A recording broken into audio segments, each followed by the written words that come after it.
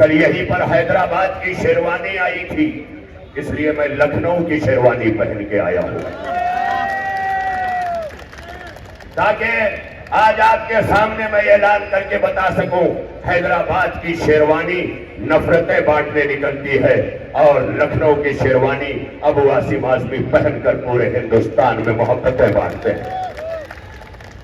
और मैं इनसे कहता हूं कि मैं भी आपके साथ हूं। यहां से आज जाकर बाबा भीमराव अंबेडकर भारत रत्न आदरणीय उनकी नामे नामी से मंसूब इस मैदान से मैं अबू आसिम भाई से ये कहता हूं कि आप मेरे साथ चलिए, मैं आपके साथ चलूं और एक शेरवानी हम लोग लखनऊ से लेके निकले और हैदराबाद में पिन्हाकर उनके घर बिठा दे कि तुम्हें हैदराबाद की नवाबियत तो रास आएगी, हिंदुस्तान की कयादत तुम्हारे लिए नहीं है। आज कितनी बड़ी बात है कि हमारे माननीय अखिलेश यादव जी, मैं माननीय इसलिए कहता हूं मेरे ऊपर पार्टी प्रोटोकॉल लागू नहीं होता, मैं हर प्रोटोकॉल से इसलिए आगे हूं कि आप लोग मुझे मौलाना कहते हैं, मगर इस सियासत का बेड़ा गर्क हो जिसने मौलानाओं को बदनाम करके रख दिया। मगर अबू आसिम आजमी साहब कहते हैं जब भी मेरा कारवां चलेगा उलमा आगे चलेंगे, क्योंकि भारत की यही शान रही है कि अगर गांधी जी अपने अंदाज में चले हैं तो मौलाना आजाद भी शेरवानी और टोपी पहन के चले हैं, ताकि पूरी दुनिया को यह सबक मिल सके कि भारत उसी देश का नाम है जिसके लिए कहा जाता है सारे जहां से अच्छा हिंदोसिता हमारा, इसीलिए कहा जाता है। मैं आज आखिरी एक बात बताना चाहता हूं, जिस तरह से बीजेपी जैसी सांप्रदायिक पार्टी ने एनसीपी को बांटा, शरद पवार और अजीत दादा बनाने की कोशिशें की, कामयाब हो गए। उद्धव ठाकरे और शिंदे बनाने की कोशिश की, कामयाब हो गए। जो काम बीजेपी करती थी वही काम एमआईएम कर रही है।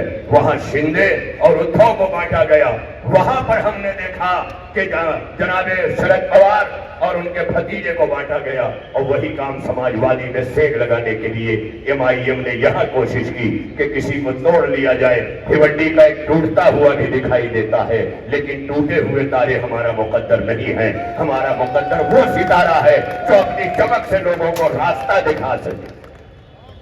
उसे अबू आसिम आजमी कहते हैं, वो जानते ही थोड़ा बीच में ना बोलिए, मैं समझ गया कि मुझे खत्म करना है। हालांकि अगर मैं सुबह तक बोलूं तो ये लोग नहीं हटेंगे। अगर ये बात है तो सारे तालियों की गूंज सही है, बताएं। जोरदार तालियां बजाएं दोस्तों अपने कायदे मिल्लत अबू आसिम आजमी के लिए, जोरदार तालियां बजाएं दोस्तों।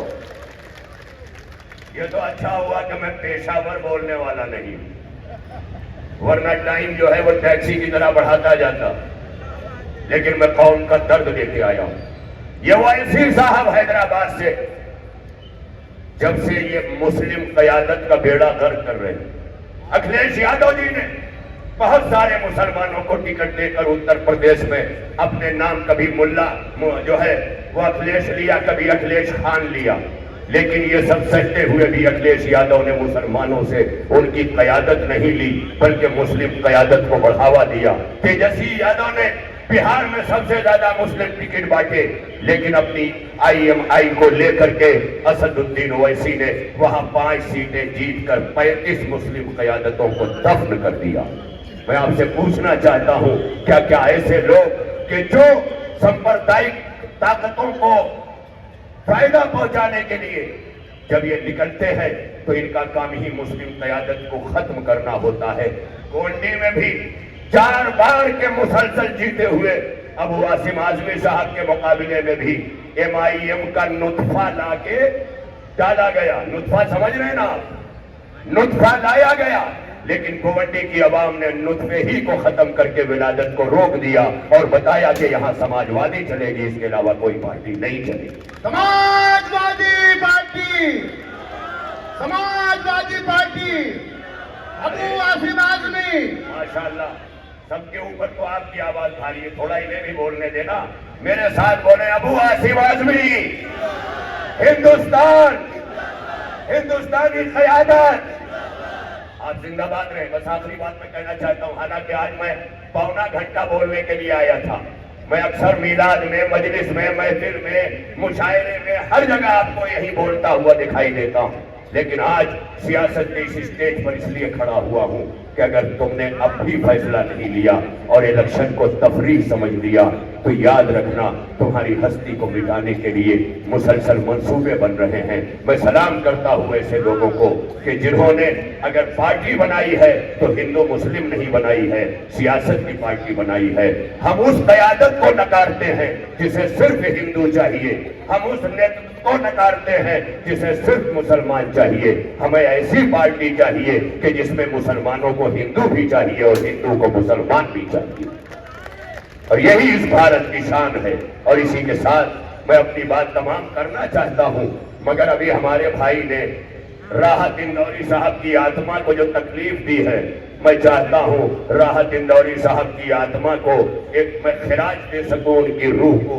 उन्होंने कहा था अगर खिलाफ है होने दो, अगर खिलाफ है होने दो, जान थोड़ी है ये सब धुआं है, कोई आसमान थोड़ी है, ये सब धुआं है कोई आसमान थोड़ी है। तो सभी का खून है शामिल यहाँ की मिट्टी में, किसी के बाप का हिंदुस्तान थोड़ी है।